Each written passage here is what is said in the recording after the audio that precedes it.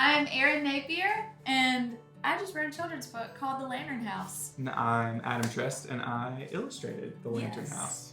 I think of a house as a personality. You give it an identity. I give it an identity. Professionally, that's literally my job.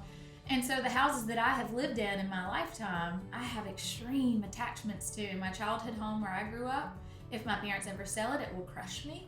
Our first house that Ben and I renovated together, it will always be home to me. And I imagine that house also having feelings about its inhabitants.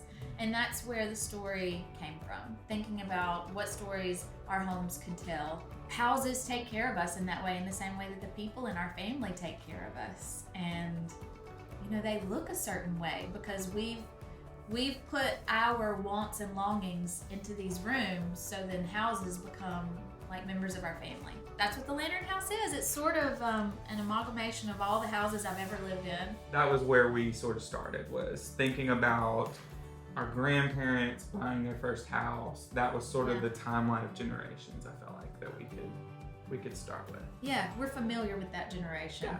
So this is not necessarily any house in Laurel. It's just a 4-square American house. And we thought something that felt like apple pie Americana. American dream. What matters to me is remembering the generation before us. Sure. And remembering the good work of the people who come before us and how we can take from that to create a new future. The things we do in this life and in our homes, they matter. Right. And then someday someone else will put their mark on it too. Nothing is permanent. And that's the thing. That's the thing about life. That's what the Lantern House is all about. It's the Lantern House. Yeah.